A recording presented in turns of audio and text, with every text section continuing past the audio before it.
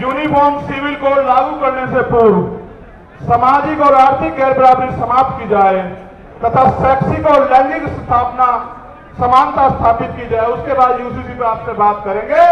अगर आप अल्पसंख्यकों के विरोध में कोई भी कानून लाओगे, हम उसका ड्राफ्ट पढ़ेंगे, आपकी ईंट से ईंट बजा देंगे सरकार के लोगों। इस बात को याद रखना। कमजोर वर्गों एससी, एसटी, ओबीसी, माइनॉरिटी के कल्याण हेतु प्रतिबद्ध है। यथा संविधान अनुच्छेद 38 के तहत अनुसूचित जाति जनजाति राष्ट्रीय आयोग का गठन किया गया है। यह अवगत कराना है कि सदियों से एससी, एसटी समुदाय के लोग सामंतवादी और घृणित जातिवादी क्रूर मनवादी मानसिकता का शिकार बनाए जा रहे हैं। हाल ही में मध्य प्रदेश में एक आदिवासी समुदाय के व्यक्ति का सर के सिर के ऊपर अपर कास्ट के व्यक्ति द्वारा पेशाब करना आधुनिक भारत की क्रूर मानसिकता को दर्शाता है। इसी प्रकार पिछले कुछ वर्षों में देश के राज्यों में समाज के कमजोर वर्गों के लिए चैलेंज करके सुनियोजित हत्याएं की जा रही हैं। जिसमें प्रमुख घटनाएं हैं शोधार्थी छात्र रोहित मैमुला की हत्या, वरिष्ठ पत्रकार गौरी लंकेर की हत्या, मनीषा वाल्मीकि की हत्या, जितेंद्र मेघवाल की हत्या, इंद्र मेघवाल की हत्या, रमन वाल्मीकि की हत्या, भाई आकाश गुजर की हत्या जो उत्तर प्रदेश पुलिस द्वारा गोली मारकर की गई। इन घटनाओं से ऐसा प्रतीत होता है कि देश भारत के संविधान से नहीं बल्कि देश का शासन प्रशासन मनोविधान से संचालित हो रहा है। समाज के कमजोर वर्गों के खिलाफ आए दिन सुनियोजित हिंसा, हत्याओं तथा मॉब लिंचिंग घटनाओं का ग्राफ लगातार बढ़ता जा रहा है। एनसीआरबी की रिपोर्ट इसका सरकारी सबूत है।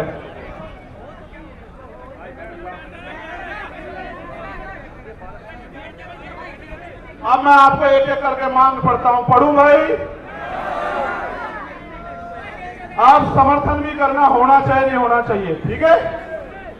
क्योंकि भारत एक लोकतांत्रिक गणराज्य है। हमारा बुद्धिजीवी समाज भी सुने कि हम अपने लिए लड़ रहे हैं या समाज के लिए लड़ रहे हैं। हम आपकी वोट से बने वो नेता नहीं जो राज्यसभा, विधानसभा, लोकसभा में तलवे चाट रहे आरएसएस और भारतीय जनता पार्टी के। हम आपका खून है, कल भी लड़ रहे थे, आज भी लड़ रहे और हमेशा सड़कों पर लड़ते रहेंगे। क्योंकि भारत एक लोकतांत्रिक गणराज्य है। देश में 85% लोग एससी, एसटी, ओबीसी व अल्पसंख्यक समुदाय के हैं, जबकि हायर जुडिशरी अर्थात सुप्रीम कोर्ट व हाई कोर्ट में इन वर्गों का समुचित प्रतिनिधित्व नहीं है। इसके लिए इन वर्गों के जजों की समानुपातिक आरक्षण के तहत नियुक्ति सुनिश्चित की जाए। और इसका एक उदाहरण बता देता हूं। यूपीएचएस में पिछले 10 साल में दलित समाज का एक भी बच्चा भर्ती नहीं हुआ। आप चेक करा लेना। उन्होंने एक षड्यंत्र कर रखा है। हम उनको हरा देते हैं कंपटीशन में, इंटरव्यू में वो हमें हरा देते हैं। उन्होंने कहा इंटरव्यू में 80 नंबर नहीं आएंगे तो भाई कामयाब नहीं माना जाएगा। 70 से 79 देगा, हमारे लोगों को निकाल देते। आप देखो, लोकतांत्रिक भारत में एक जज नहीं बना पिछले 10 साल में। आप इस बात को समझो कितनी बड़ी साजिश है। पिछड़े वर्ग के भी 2-4 बड़े होंगे। ये बात आपको इसलिए बता रहा हूं कि आपके नेता जिनको आपने वोट से बनाया उनको दिखाई नहीं देता भाई। जब आपका जज ही नहीं होगा तो फिर 10 लाख का जुर्माना तो लगेगा भाई, या नहीं? फिर संविधान के अनुच्छेद दूसरी मांग है, ये होनी चाहिए, होनी चाहिए पहले वाली। संविधान के अनुच्छेद 38 के तहत गठित राष्ट्रीय अनुसूचित जाति जनजाति आयोग को एक संवैधानिक संस्था है। इस आयोग को प्रत्येक राज्य में गठन हो जिसके अध्यक्ष सेवानिवृत्त हाईकोर्ट के जज हो। इस प्रकार जिला स्तर पर आयोग का गठन किया जाए तथा भारत के प्रत्येक जिले में SC, ST executive exclusive special court की स्थापना की जाए जो केवल एससी, एसटी एक्ट में दर्ज केसों की सुनवाई करे और आयोग उनकी निगरानी करे। और इसलिए मैंने कहा कि बिहार वालों को भी अपने यहां आयोग बना देना चाहिए, ठीक है? ये होना चाहिए, नहीं होना चाहिए? ठीक है, बहुत अच्छे। एससी, एसटी एट्रोसिटी एक्ट 1989 के उपबंध 4 के तहत जिला स्तर पर जिलाधिकारी की संस्तुति में जांच प्रक्रिया की निगरानी हेतु वरिष्ठ अधिवक्ताओं की कमेटी का गठन किया जाए तथा एससी, एसटी समुदाय के जघन्य अपराधों जिसमें कम से कम 7 वर्ष की सजा हो, पीड़ित परिवार को आर्थिक सहायता राशि कम से कम जो भी 8,25,000 रुपए मिलती है 50 लाख रुपए की जाए पीड़ित परिवार के एक सदस्य को सरकारी नौकरी दी जाए। बताओ सहमत हो या नहीं सहमत हो? भाई मंच के लोग हाथ नहीं उठा रहे हो, तो मैं एक तरफ हो गए। चलो आगे बढ़ो।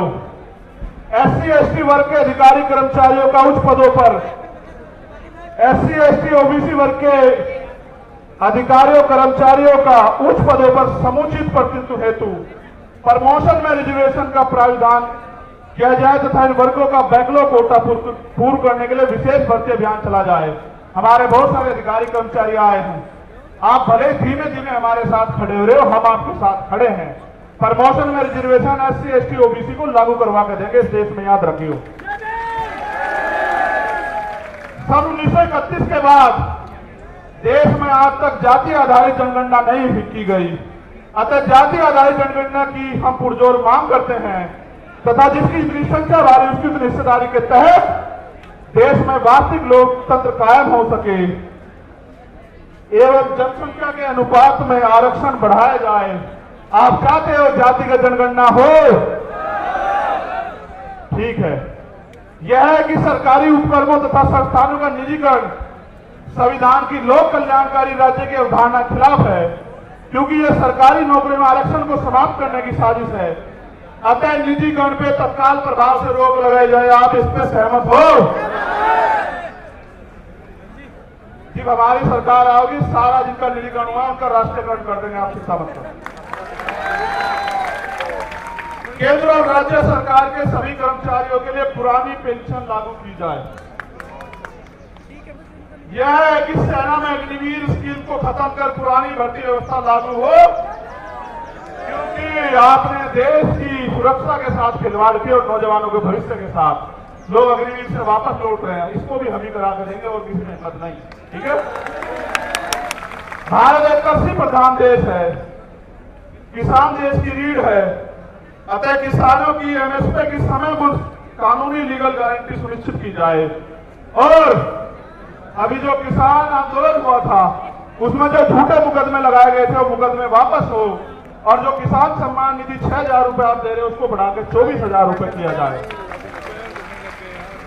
यह है कि संविदा नौकरी में आउटसोर्सिंग भर्ती को तत्काल खत्म किया जाए तथा संविदा में कार्य कर रहे कर्मचारियों को भी नियमित कर्मचारियों का समान वेतन और अन्य सुविधाएं दी जाए। जो सफाई कर्मचारी ने संविदा पिछले 5 वर्षों से अधिक समय से ठेके संविदा पर रखे गए हैं उनको संवैधानिक आरक्षण का अनुपालन करते हुए नियमित किया जाए। आप इससे सहमत हो?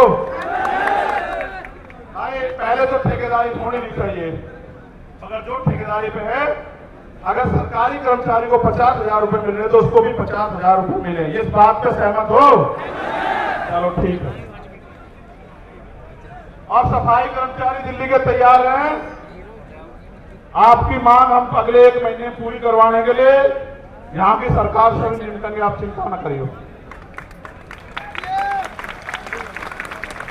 यूनिफॉर्म सिविल कोड लागू करने से पूर्व सामाजिक और आर्थिक गैरबराबरी समाप्त की जाए तथा शैक्षिक और लैंगिक स्थापना समानता स्थापित की जाए। उसके बाद UCC पे आपसे बात करेंगे। अगर आप अल्पसंख्यकों के विरोध में कोई भी कानून लाओगे हम उसका ड्राफ्ट पढ़ेंगे, आपकी ईंट से ईंट बजा देंगे सरकार के लोगों, इस बात को याद रखना। और भाई आखिरी मांग ये है, मैंने कहा था राष्ट्रीय अध्यक्ष जी पढ़ देंगे, मैं मांग बता देता हूं कि इस घटना की CBI जांच हो और सुरक्षा तो भाई समाज ही करेगा, थारे मांगने दे देने वाले तो है नहीं। लेकिन बड़ी बात यह है, ये समझना पड़ेगा कि देश के जब सरकार के नेताओं को सुरक्षा मिल सकती है तो हमारे नेताओं को भी सुरक्षा मिलनी चाहिए। सरकार आती जाती रहती है, हम भी टैक्स देते हैं, आप भी टैक्स देते हो, हमारी संख्या ज्यादा, हमारा टैक्स ज्यादा है, ये सुरक्षा आपको क्यों? आपकी तो सरकार है, आप पे कौन गोली चला रहा है? गोली तो हम दलित पिछड़े अल्पसंख्यकों की छाती से निकल के जा रही है, इसलिए सुरक्षा की जाए। मुख्यमंत्री जी उत्तर प्रदेश को मैं कहना चाहता हूं, अगर वो संत है और अगर वो न्याय की बात करते हैं, कानून के राज की बात करते हैं तो वो वहां से पैरवी करें। और केंद्र सरकार अगर सच्ची है, उनका हाथ नहीं है स्टेट गवर्नमेंट का और केंद्र गवर्नमेंट का, तो वो उस रिक्वायरमेंट को जो है जो यूपी गवर्नमेंट भेजे उसको फाइनलाइज करके ऑर्डर करे सीबीआई जांच के। हम बताएंगे कि इसमें सांप चूहे शामिल हैं या बड़े बड़े अजगर जो हैं शामिल हैं। आपको पता है पहलवानों के मामले में न्याय कैसे हुआ, आपने देखा। आपको याद है पहलवानों का समर्थन भी हमारे साथ है। और यहां मणिपुर की कुछ बेटियां भी बैठी है, वो मिलना चाहती है, मैं उनको भी सुनूंगा।